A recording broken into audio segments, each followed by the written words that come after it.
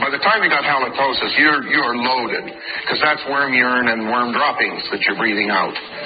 So it's no wonder your breath's bad. Critters, when they pee, that's called ammonia. So just go to a doctor, have a blood test, and see what level of ammonia is in your blood. If you have ammonia in your blood, that's called worm urine.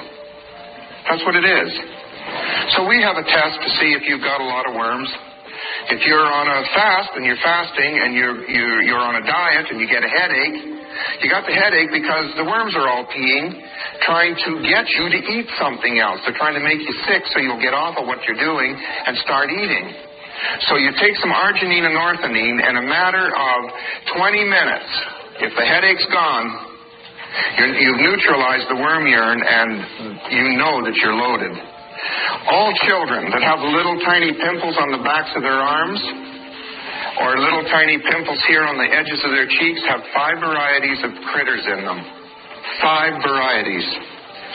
It's time to deworm and it's time to get them out. Now what I found out is that vibration and frequency is everything.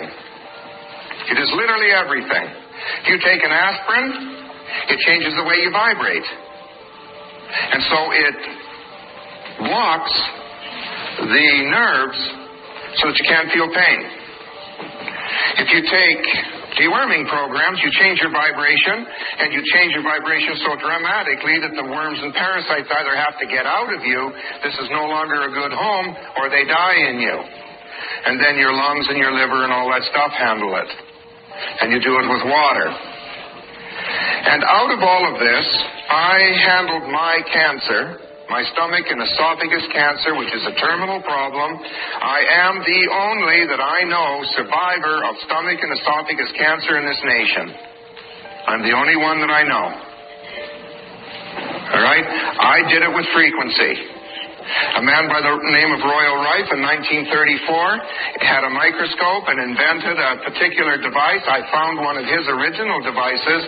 I used it, and it got rid of my cancer, and I haven't had it since. Now, that was in 1934. So you can see what they've held from you.